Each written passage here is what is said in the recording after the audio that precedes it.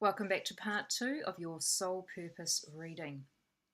And so we were just talking about the soul's growth in regards to Atlantis, your 10th house, your situation in life where it's power and status and your career and work, more so career and your life path and where you're heading. And so having the South Node here as well has really brought a lot of challenges in your life, in previous lives as well as in this lifetime. And so being more of the team player, being more flexible is really going to work in your favour, or you have already learnt this. Moving on to the next set of cards, it's all about hidden factors, things that you may have not been aware of. Now, the house that's come out for you is the second house. This is all about your assets, finances, and the things that you value. So this is all about the money that you earn and also about your self-worth. Possessions as well, so material gain, material things in your life. And so at present, you do have Saturn transiting this house. It is in the sign of Sagittarius. And so this is all about learning. You've had to learn the art of the way that you value things in your life and in lifetimes previous.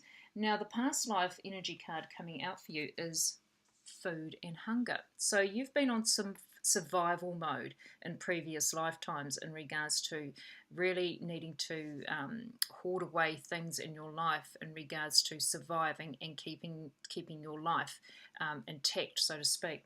And so in this lifetime, you're really needing to learn that patience and I was just going to say flexibility, but I feel there's no need to there's no need to feel that you have to be in survival mode in this lifetime. It's really about planning ahead and also being very patient. There could be an urgency or a desperation about you when it comes to earning money and your possessions and material things in your life. And so you've really learnt, if you have been learning this, you've learnt that you've had to be more patient. You've learnt that you've had to be less desperate, so to speak, as my words are waffling out, jumbling out, so to speak.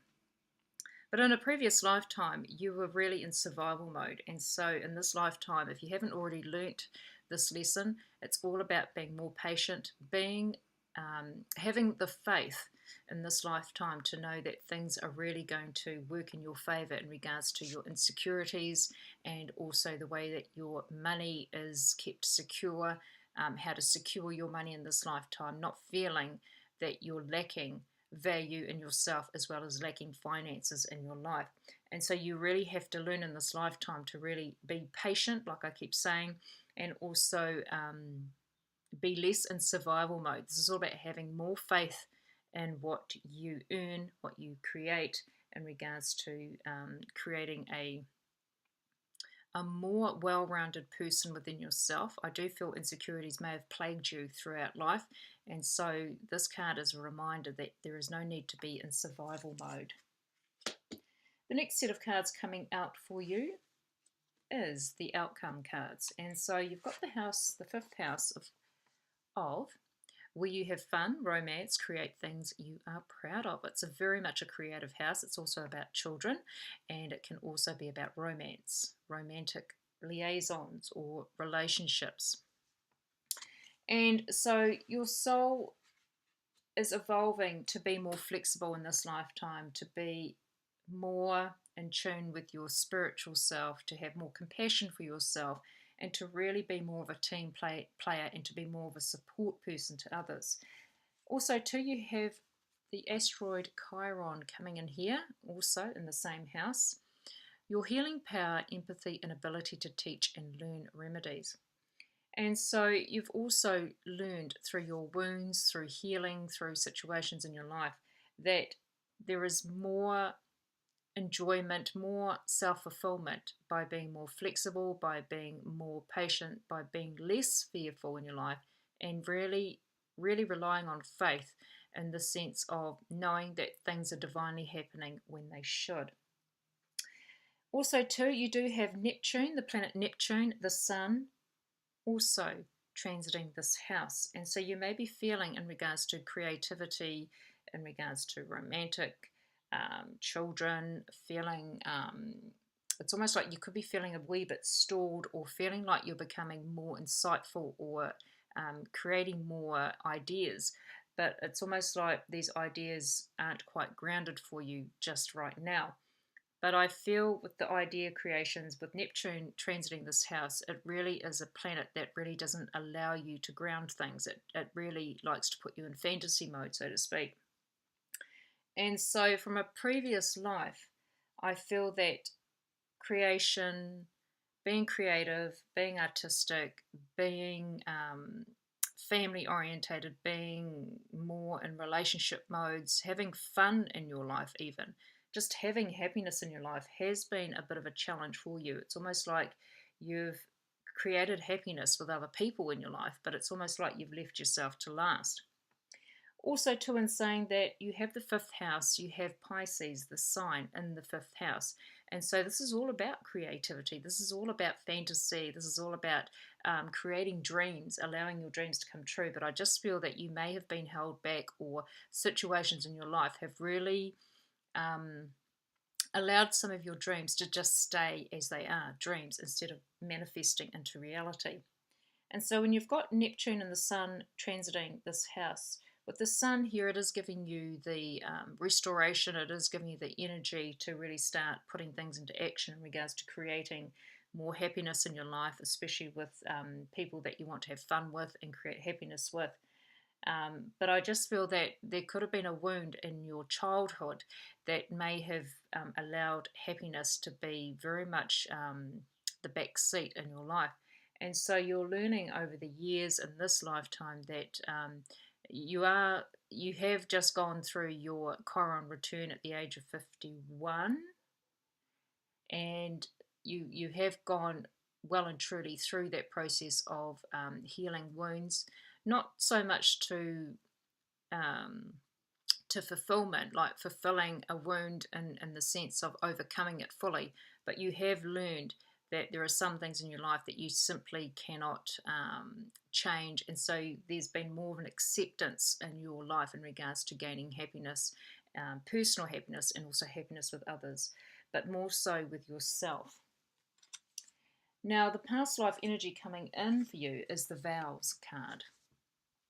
Now, what may have stalled you in regards to happiness in your own life in previous lifetimes and up to this lifetime is that maybe you were a person that was in that had strong rituals in your life, that you kept things simple, you were very fearful of the outside world, and to a point you could be a little bit that way inclined in this lifetime to feel like you have to hide yourself away or be very privacy could be a big buzzword for you in this lifetime. And so it is all a matter of healing this side of you. It can be a shadow side within you as well, a side that really bugs you. But I feel that you just really need to say prayers, say to Spirit, if you are that way inclined, to really speak your truth to Spirit and to undo the restrictions that have held you back in previous lifetimes up until now. The beauty of the vows card, the good thing of vows card here is that you know what it's like to have a ritual, to believe in something, to have a strong belief in something. And so in this lifetime, you really need to use that strong belief to create personal happiness in your life. And I feel that you are coming to a point in your life right now where you are starting to do that.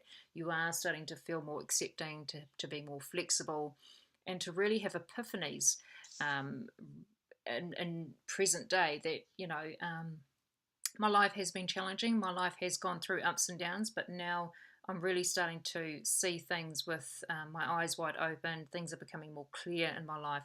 And spirituality is quite a strong belief in you. And I feel that there could have been structures around this or restrictions around this in your life, or you may have created this in this lifetime and not have been aware that you may have been quite a restrictive person or quite structured, and people there were situations in your life where you needed to be flexible, but you couldn't be flexible.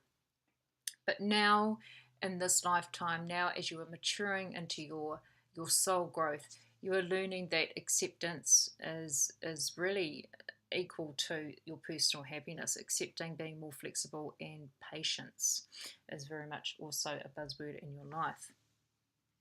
So, an interesting journey that your soul has been going through, from communications right through to your health and well-being and home situations. Home situations have been quite a stronghold in regards to feeling alienated, feeling quite detached, feeling like you weren't quite a part of the normal household routines, feeling like a fish out of water, and also in work situations and your career and where you wanted to go to make your money and to feel important in life. You've really learned lessons to really be more flexible, to be more of a team player, not so much of the leader, although you may have been put in positions of leadership and felt unfulfilled there. Also, too, with how you value things in your life, you may not have been aware that valuing things was probably more of a collection in your life than actually feeling valued within yourself, and so you may have used outside resources to sort of compensate for how you felt within yourself. And with the fifth house coming in here as the outcome, personal happiness is really a big thing for you, and creating some dreams. There are still some dreams within you that you really still need to fulfill in this lifetime. And I feel that you do have a strong faith. You are starting to learn the lessons in your soul growth. And I feel that you are still going to create and manifest this time some wonderful, beautiful dreams. Well, I'm going to have to come back to you in part number 3, and I will see you in the last video. I have some messages to give to you.